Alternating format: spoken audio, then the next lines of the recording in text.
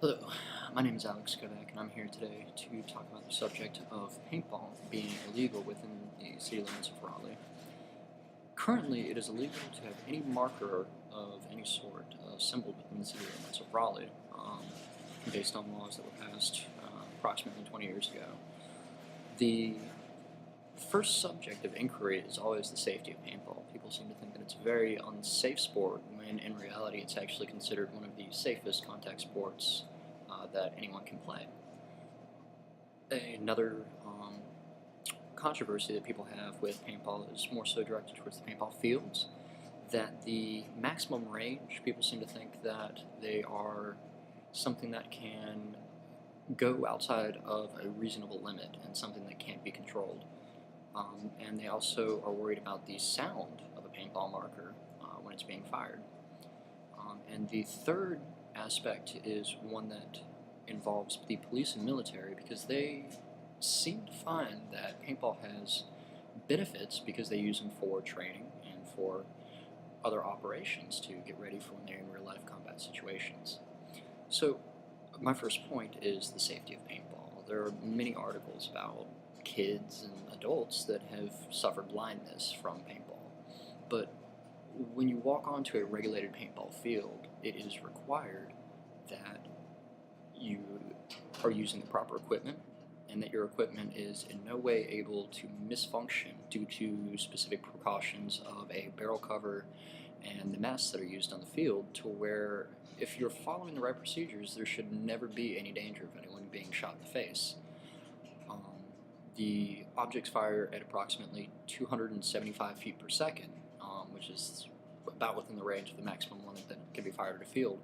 However, the masks are tested over 500 feet per second, and the masks are tested with metal objects that are shot at them, not the gelatin-like structure that paintballs are made out of. The next subject I would like to talk about is the surrounding area and the maximum range that paintballs can travel. Paintballs can really only travel about 100 yards tops. That is when you're putting about a 45-degree angle arc on it and shooting it to try and go for a maximum range. In real practicality, this is never used within a field, because you're playing in a field that's approximately 75 by 100 feet in size, and the paintballs are generally reaching their maximum distance by the time they reach the other side of the field. This is, I think, a little bit bigger than a basketball court. The sound of paintball is something also a lot of people get misconceptions when equipment is currently being worked on, or if it doesn't have paint in it. It can sometimes cause pops that are louder in relation to what really a paintball field sounds like when the games are being played. All of these, though, can be completely avoided by the fact that markers aren't allowed even if it's an indoor field, which means the walls are completely closed in, so there's no sound and there's no paintballs that are going flying off. Though this doesn't matter for the fact that paintball is currently illegal inside the city limits of Raleigh. The third subject I would like to discuss would be the training and benefits that the military and police use, in that the public forum, everyone should rightfully have some experience with paintball. It teaches people that you may never think that you're going to be in a situation in which someone might have a gun pulled on you, or a situation of dire necessity where lives are at stake. But with training with paintball and how to react in these situations, you learn your natural instincts, and also you learn that you're not invincible. You're not some supreme almighty person who's going to know all the right moves to do at all the right times. You get to learn that you are someone who in a situation could be hurt, but also at the same time to look for someone's weaknesses, look for how you can approach them and get to disarm someone when they have a lethal weapon that's pulled against you.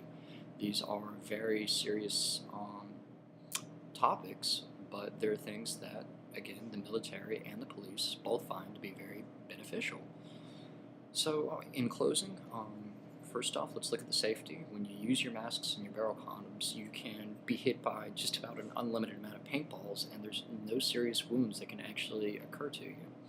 The surrounding area at max range are very overestimated, and even with these, if you have an indoor course, you're never going to have to worry about these, regardless of what the law states.